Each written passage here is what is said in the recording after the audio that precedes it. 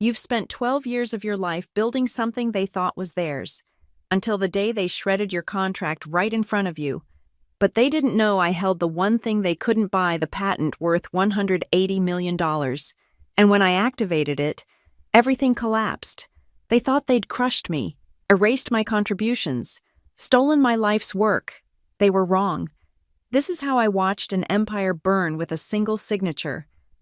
My name is Avery Quinn, and for 12 years, I've been the ghost in Lunaris Technologies' machine.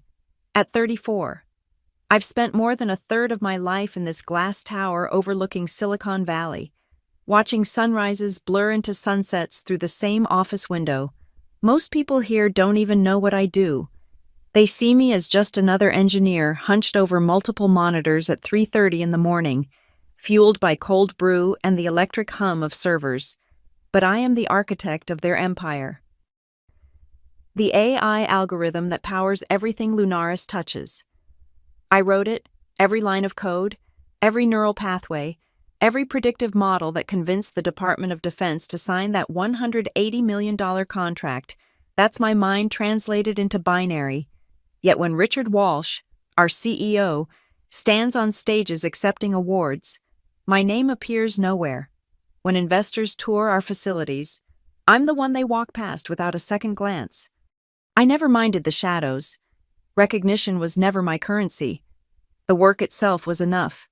Watching my creation evolve, seeing it solve problems that kept generals awake at night, knowing that somewhere in a classified facility, my algorithm was protecting lives. That was my purpose, my pride. Everything changed 6 weeks ago when Dana Walsh started appearing in the office. Richard's wife, a former real estate agent with a business degree from an online university, suddenly held the title of strategic director. She swept through our halls in designer heels that clicked against the polished concrete like a countdown timer, leaving clouds of expensive perfume and confused employees in her wake. I first noticed the irregularities during a routine system audit. Payments flowing to shell companies, consulting fees that made no sense, budget allocations for projects that didn't exist.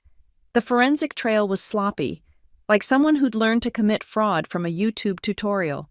Every transaction led back to one authorization, Dana Walsh. The morning everything unraveled started like any other. I was deep in code review when I heard voices from the executive conference room. The door stood slightly ajar, unusual for a company obsessed with security. Dana's voice carried through the gap, sharp and confident. The new contracts are ready. We just need to remove her access before the transition. But Avery built everything, someone protested. I recognized the voice. Janet from legal. Without her, we'll be fine. The company owns the technology. She's just an employee. Once we invalidate her inventor's agreement, she'll have no claim to anything. The IPO roadshow starts in 3 weeks. We can't have any loose ends. My fingers froze above the keyboard. Invalidate my agreement. The contract I'd negotiated in 2013 wasn't just paper. It was my insurance policy. My recognition that while Lunaris owned the implementation, I retained rights as the inventor. It was the only thing that acknowledged my contribution. I slipped away before they noticed me, my mind racing faster than the algorithm I'd created. Back at my desk, I pulled up my employment files, scanning through years of amendments and addendums.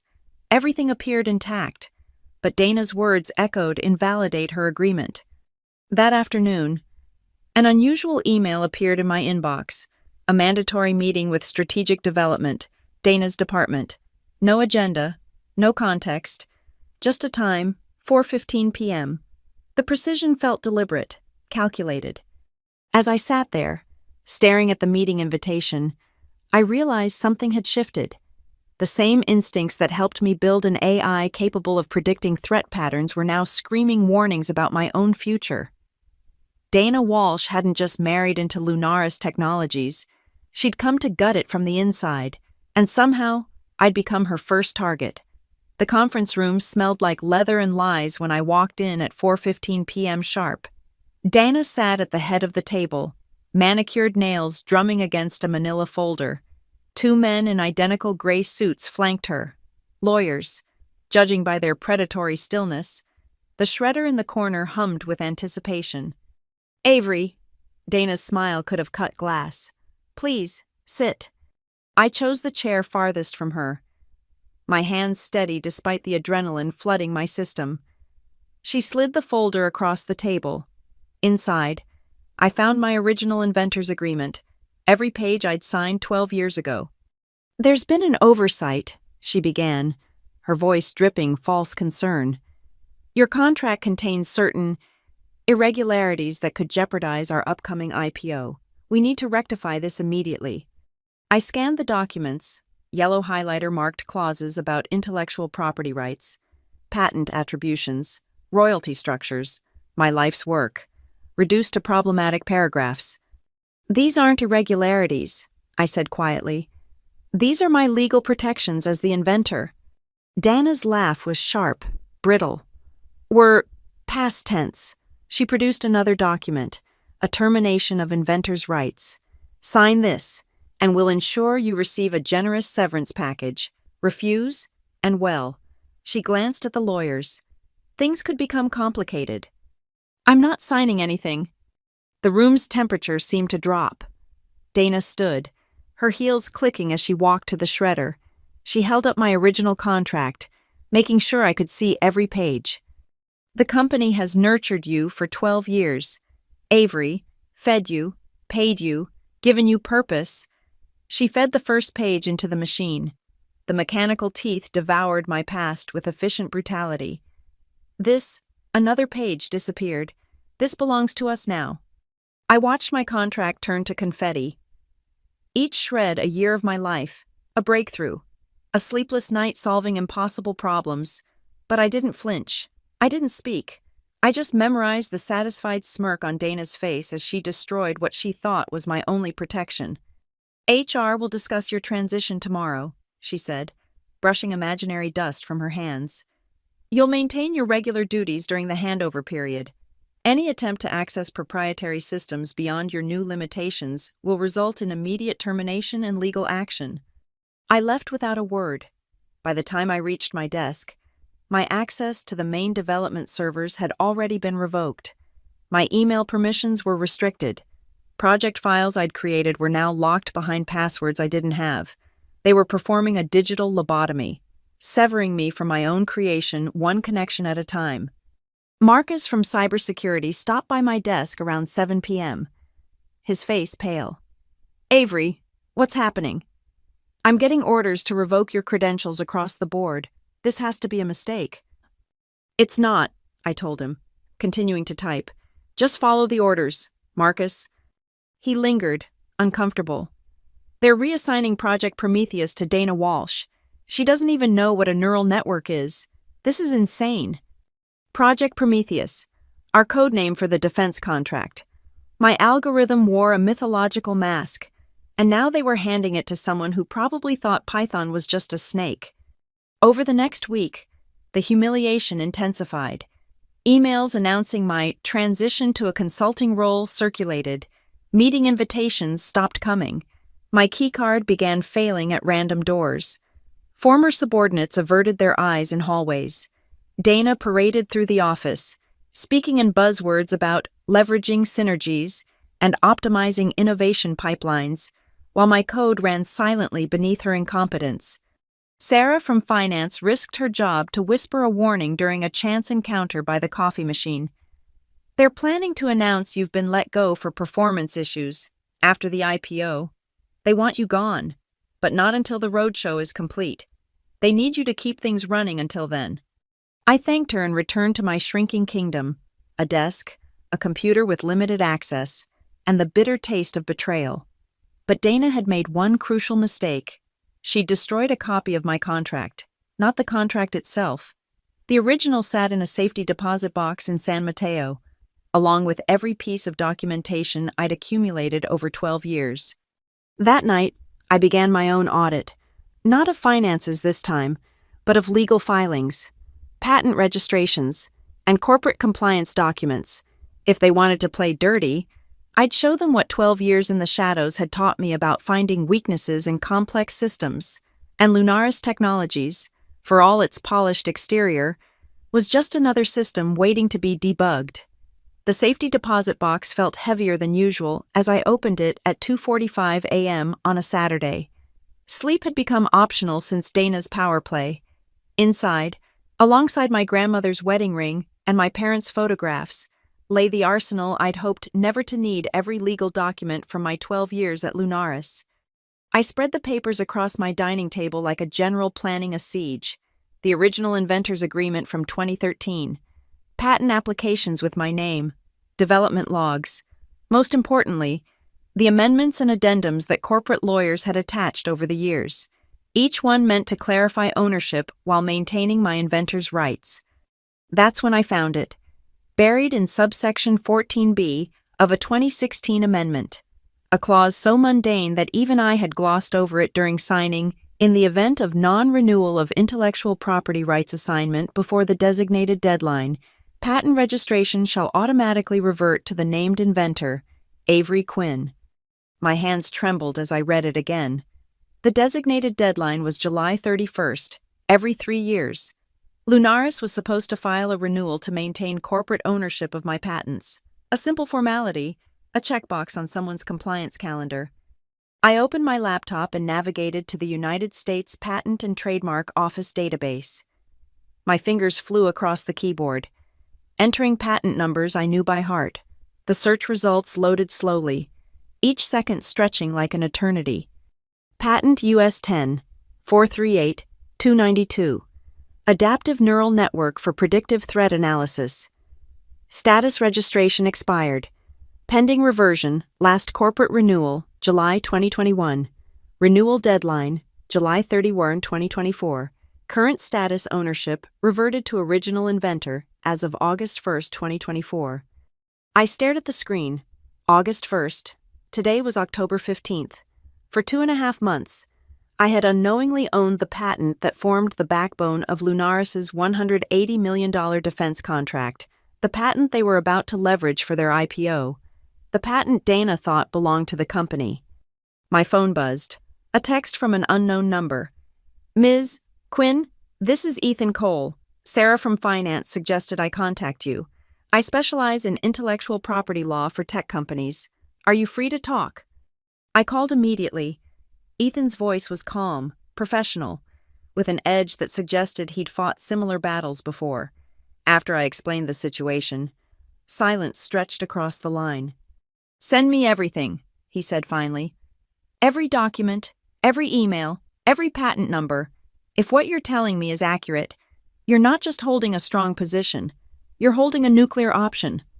We met at his office at 6 a.m. Sunday morning. Ethan Cole looked like he'd stepped out of a legal thriller. Sharp suit despite the early hour. Prematurely silver hair, eyes that missed nothing. He'd already reviewed my documents. This is remarkable, he said, sliding papers across his desk. Lunaris failed to file a routine renewal, a $20,000 mistake that's about to cost them everything. The patent is yours, free and clear. They're currently using your technology without permission. Can they challenge it? They'll try, but the law is unambiguous. They missed the deadline. No force majeure, no extenuating circumstances. Someone simply forgot. He leaned back. The question is, what do you want to do with this ammunition? I thought about Dana's smirk as she shredded my contract. Richard's condescension. 12 years of invisibility. I want to register the patent under my own company. Today. Ethan smiled. I was hoping you'd say that. I've already prepared the paperwork for Artemis Labs, LLC. We can file before the USPTO opens tomorrow morning. As I signed the incorporation documents, Ethan outlined our strategy. Register the company. Secure the patent.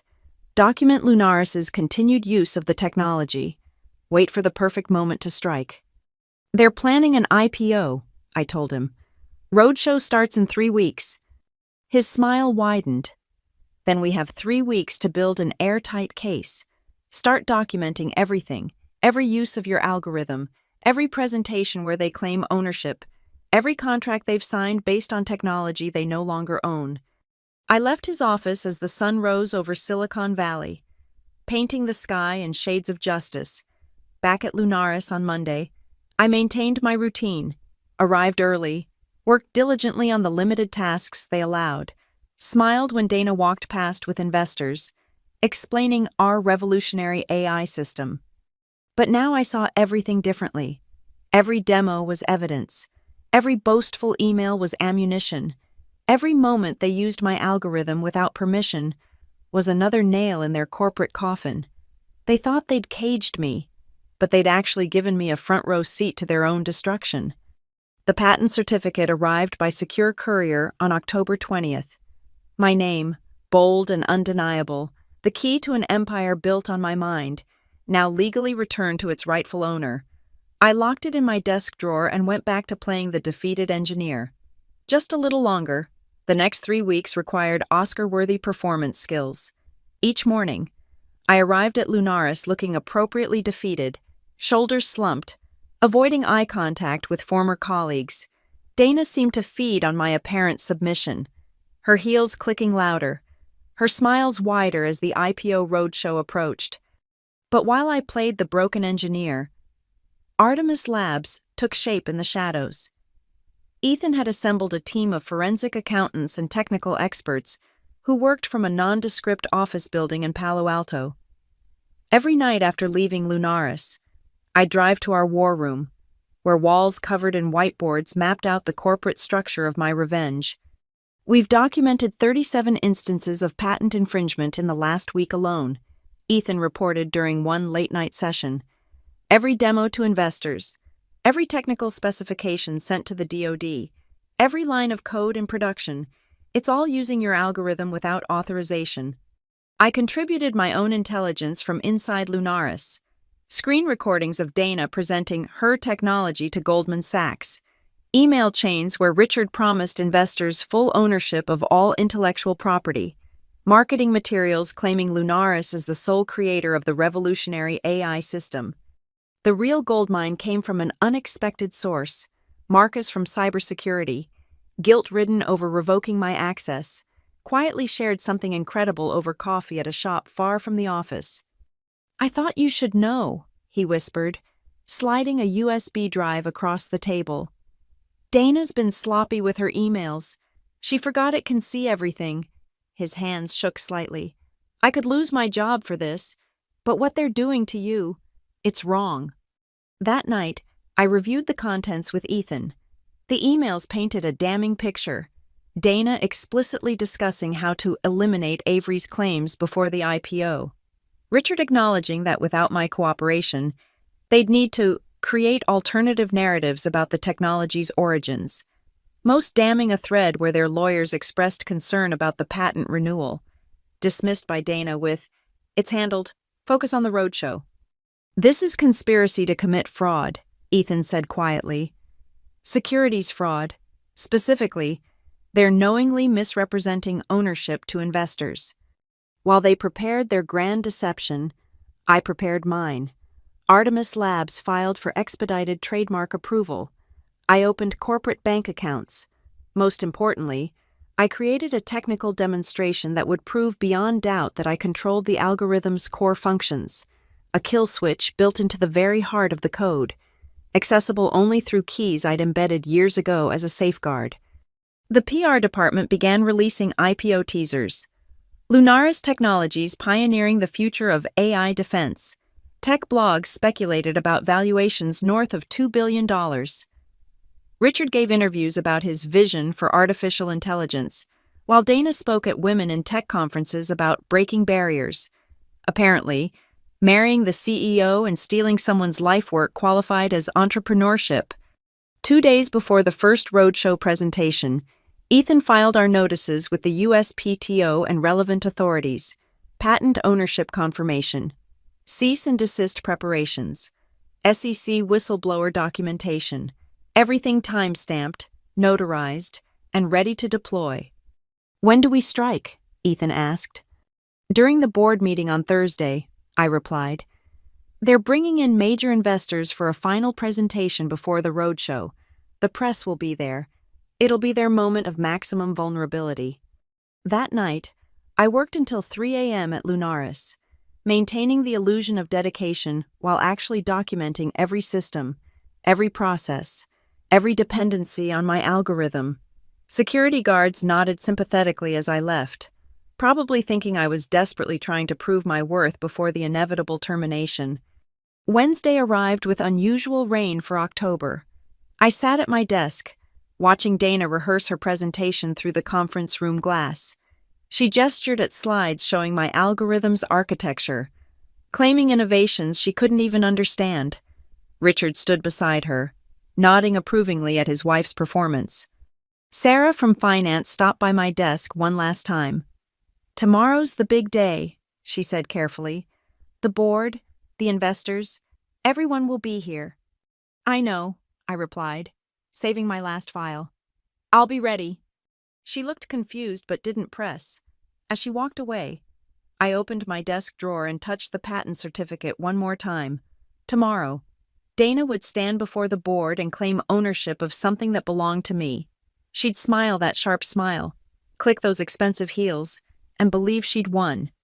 She had no idea that I'd spent 3 weeks building the perfect trap, and she was about to walk straight into it. The algorithm she thought she'd stolen had one more prediction to make: the exact moment of Lunaris Technologies' downfall. I locked my drawer, shut down my computer, and left the building for what would be the second to last time. Tomorrow, everything would change. Tonight, I'd sleep peacefully for the first time in weeks, dreaming of justice served at room temperature with a side of corporate bankruptcy. Thursday morning arrived crisp and bright, a mockery of the storm about to break inside Lunaris Technologies. I dressed carefully, not in my usual developer casual, but in a charcoal suit I'd bought specifically for this moment. If you're going to destroy an empire, you should look the part. The boardroom buzzed with anticipation when I arrived at 9 a.m. Investors in $1,000 suits clustered around the coffee station. Tech journalists lined the back wall, smartphones ready. Dana held court near the presentation screen, her red designer dress as bold as the lies she was about to tell. Richard worked the room with practiced charm, shaking hands and making promises he wouldn't be able to keep. I took my seat at the far end of the table, the spot designated for technical support if needed. Dana had insisted I attend, probably to twist the knife one final time. She caught my eye and winked, a predator confident in her kill. "Ladies and gentlemen," Richard began at precisely 9:30 a.m. "Welcome to the future of defense technology. Lunaris Technologies stands at the precipice of greatness, built on proprietary AI that will revolutionize how America protects itself." The lights dimmed. Dana took center stage, clicking through slides I recognized, my diagrams, my formulas, my life's work rebranded with corporate logos. She spoke confidently about neural pathways she'd never understood, about innovations she'd never conceived, about patents she believed she owned. "Our revolutionary algorithm," she said, gesturing at a complexity she couldn't fathom, "represents over a decade of Lunaris innovation. We own every line of code, every patent, every iteration of this groundbreaking technology." That was my cue. I stood slowly, the motion drawing eyes across the room. Dana's smile flickered but held. I reached into my briefcase and withdrew a manila folder, not unlike the one she'd slid across the table weeks ago. "Excuse me," I said, my voice carrying clearly through the stunned silence. "I believe there's been a misunderstanding about ownership."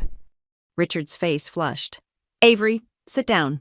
This isn't—" "According to United States Patent Office records," I continued, placing documents on the table, "the fundamental patent underlying all of Lunaris's AI technology reverted to my personal ownership on August 1st of this year, following the company's failure to file renewal documentation by the July 31st deadline." The room erupted. Investors lunged for the documents. Journalists raised their phones, live streaming the chaos. Dana's mouth opened and closed like a fish gasping for air. "This is ridiculous," she sputtered. "You're a disgruntled employee trying to—" Ethan Cole chose that moment to enter, flanked by 2 associates carrying boxes of evidence. His presence commanded immediate attention. Everyone in Silicon Valley knew his reputation. "Ms. Quinn is not a disgruntled employee, he announced. She is the legal owner of patent US 10-438-292 and 17 related patents. Lunaris Technologies has been operating in violation of intellectual property law for 76 days. I activated the projector, replacing Dana's lies with truth. Patent certificates bearing my name, USPTO confirmation documents, a timeline showing exactly when Lunaris lost ownership and when I reclaimed it. Furthermore, Ethan continued, distributing copies of our cease and desist order, we have documented evidence of securities fraud. Lunaris leadership knowingly misrepresented ownership of critical IP to investors while preparing for this IPO. An investor I recognized from Forbes stood up, his face purple with rage. Are you telling me the $180 million defense contract is based on technology you don't own?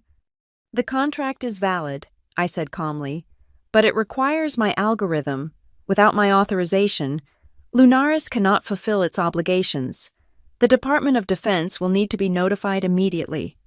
Smartphones flashed as journalists captured every second. Someone had already posted to Twitter, "Breaking Lunaris Tech. IPO implodes as key patents belong to former employee." The corporate death spiral had begun. Dana stumbled backward, her heel catching on a cable. "You can't do this. We'll sue. We'll destroy you." With what money? I asked. Your investors are already heading for the exits. Your valuation just went from $2 billion to $0, and the SEC will be very interested in those emails where you explicitly discussed hiding this information from stakeholders. Richard lunged across the table, held back by his own lawyers. "You vindictive little—" "I'm not vindictive," I interrupted, gathering my documents with steady hands. "I'm just an engineer who knows the value of proper documentation. You should have renewed the patent." Richard, $20,000 to maintain ownership of a $2 billion company. But Dana said it was handled, didn't she? The realization dawned on his face. His wife's incompetence had cost him everything. He turned to Dana with a look that could have curdled milk. She backed away, her red dress suddenly looking less like power and more like a warning flag. Artemis Labs is prepared to license the technology back to Lunaris, Ethan announced, for appropriate compensation and acknowledgement of Ms. Quinn's contributions, or you can try to operate without it and see how far you get. The implosion was spectacular. Within minutes, the live-streamed chaos had gone viral. Lunaris Technologies' patent scandal trended worldwide before the board meeting even ended. Financial news channels interrupted regular programming with breaking news alerts. The stock futures market, anticipating the IPO, began pricing in catastrophic failure. I watched from the lobby as investors fled the building like rats from a sinking ship. Their phones rang incessantly. Lawyers, board members, limited partners all demanding explanations. One venture capitalist actually shoved Dana aside in his rush to the exit, sending her sprawling onto the marble floor. Nobody helped her up. By noon, the first dominoes had fallen. Goldman Sachs officially withdrew as lead underwriter for the IPO. The announcement hit the wire services at 12:17 p.m., followed immediately by Morgan Stanley and J.P. Morgan. Without the algorithm, Lunaris was just an empty shell with a fancy office. Ethan fielded calls from his temporary command center in the conference room adjacent to the boardroom. "No, Artemis Labs will not accept a hostile buyout," he repeated calmly. "Ms. Quinn's patents are not for sale at any price. Licensing terms only." The Department of Defense moved with military precision. At 2:30 p.m., General Morrison himself arrived with a convoy of black SUVs. I met him in what used to be Richard's office. Richard was currently huddled with emergency bankruptcy attorneys 3 floors down. "Ms. Quinn," the general said, studying me with eyes that had seen real warfare. "I'm told you're the actual brain behind our threat detection system." "Every line of code," I confirmed. "Every neural pathway, every predictive model. I can demonstrate full control if needed." He nodded slowly. "The contract with Lunaris is suspended effective immediately pending legal review. We'd like to discuss transitioning to Artemis Labs." National security can't afford delays while corporate lawyers squabble. Within hours, the palace coup was complete. The board of directors, facing personal liability for securities fraud, voted unanimously to terminate Richard Walsh as CEO. Dana's strategic director position was eliminated before she even made it back to her office.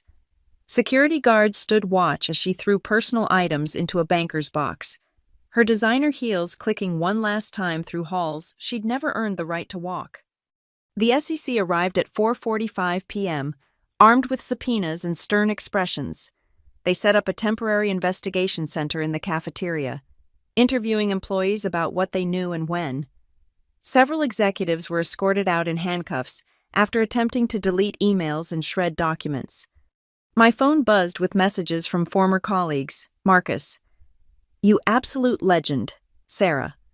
Watching Dana escorted out was the highlight of my career. Even Janet from legal.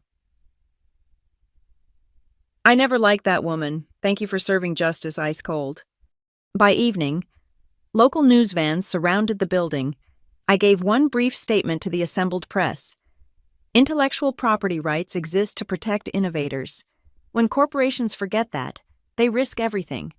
Artemis Labs looks forward to serving America's defense needs with integrity and proper attribution.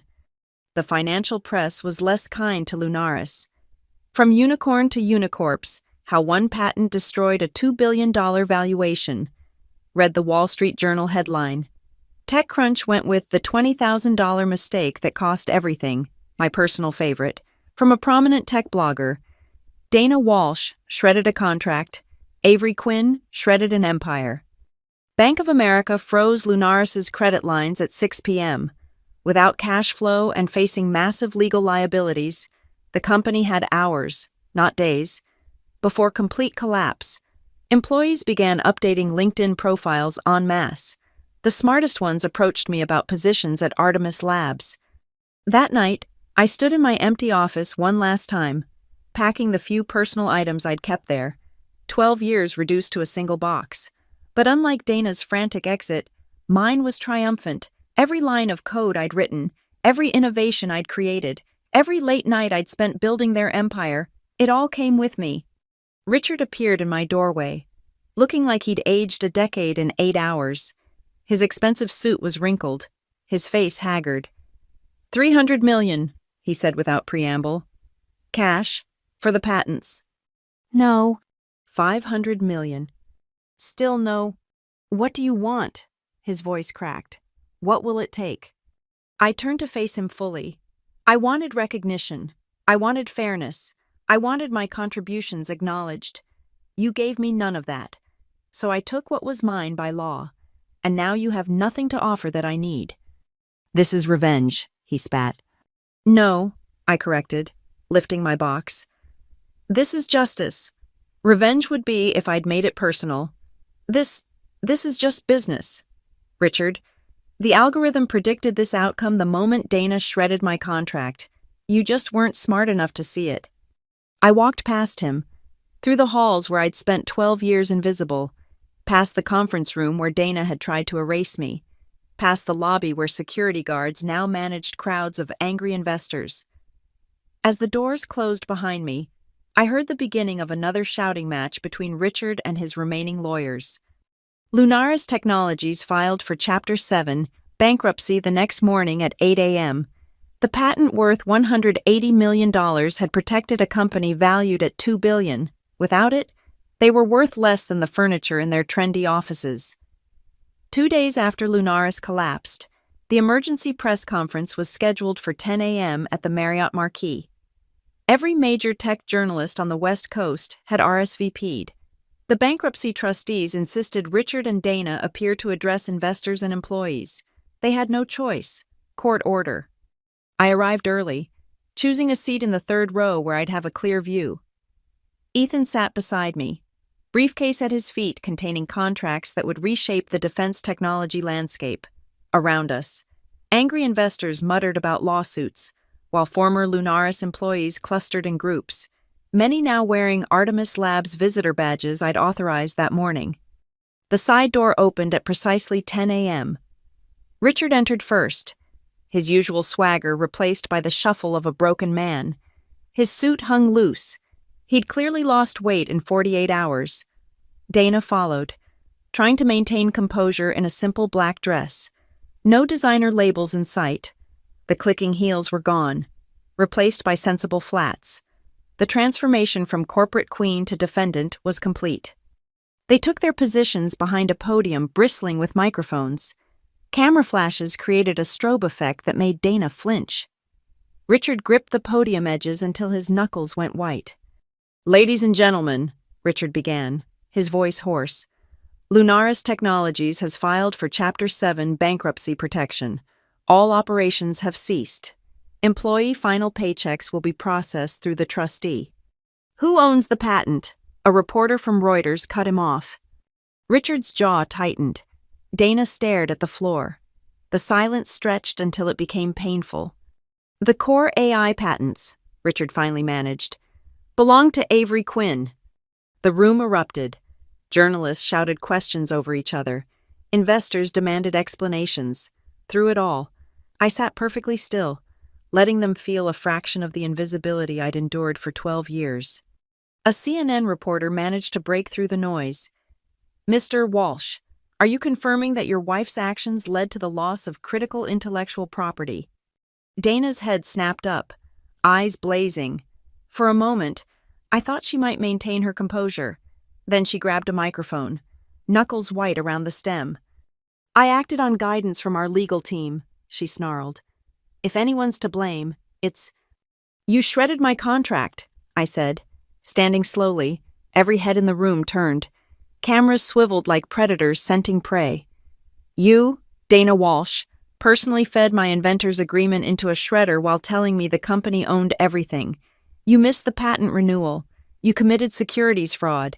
You destroyed a $2 billion company because you couldn't handle $20,000 in paperwork." The silence was absolute.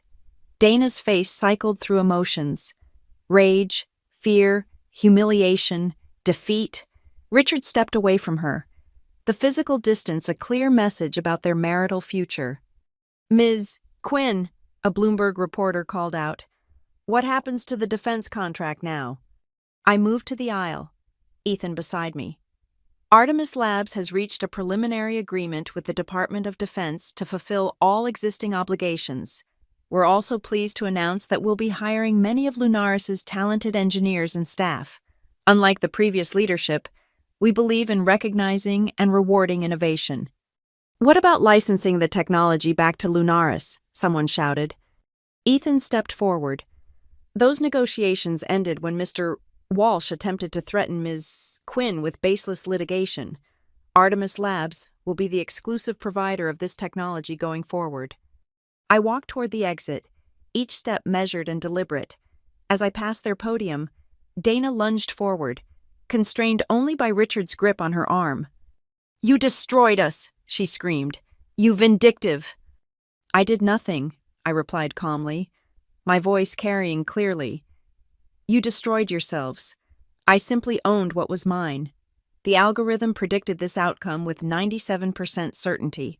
Maybe if you'd understood the technology you claim to own, you would have seen it coming." The final question came from the Wall Street Journal. "Ms. Quinn, what's your response to claims that this was all about revenge?" I paused at the door, turning back to face the room one last time. Hundreds of eyes watched, waiting. I found Dana's gaze and held it. "Revenge implies I acted from emotion. This was logic. They violated contract law, securities law, and basic ethics. The outcome was inevitable once those choices were made. I didn't destroy Lunaris Technologies. I just refused to let them steal from me anymore. If that feels like revenge to them, perhaps they should examine why they thought they could shred my contributions and face no consequences." I left them there, in their fishbowl of failure, while I walked into a future I'd built with my own hands. Behind me, the questions resumed, but I didn't need to hear them. The only sound that mattered was the silence where Dana's clicking heels used to be. By noon, 3 major defense contractors had reached out about partnerships. By 2 p.m., Artemis Labs had a new headquarters. the top 3 floors of a building with a perfect view of Lunaris's former offices. By evening, we'd hired 47 former Lunaris employees, all eager to work for leadership that understood the value of innovation and integrity. The industry newsletters that night all carried variations of the same story: David had beaten Goliath, but with patents instead of stones. The real headline, though, was simpler. Engineer retrieves stolen work. Builders of theft lose everything. Justice served at conference room temperature. 6 months later, I stood in my corner office at Artemis Labs, floor-to-ceiling windows framing Silicon Valley's skyline. The building that once housed Lunaris Technologies was visible in the distance, now bearing a for lease sign.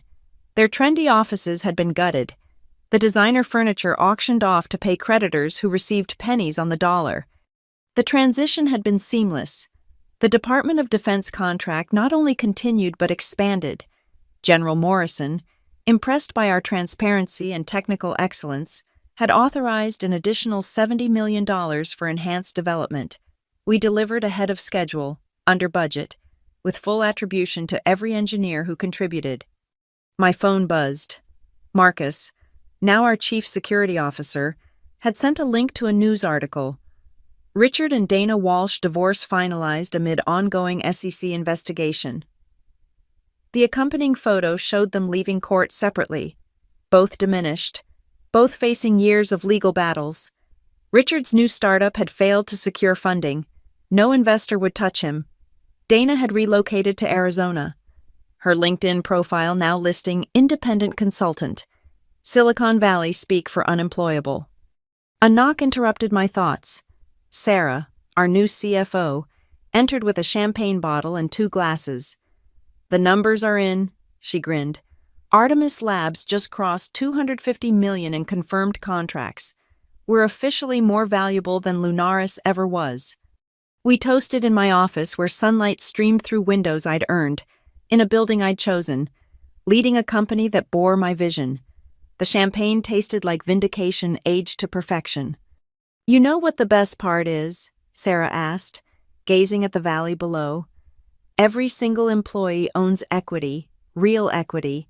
No one will ever have their contributions stolen again." That had been non-negotiable when I structured Artemis. Transparent attribution, fair compensation, legal protections for every innovation. The opposite of everything Lunaris had represented. My desk phone rang.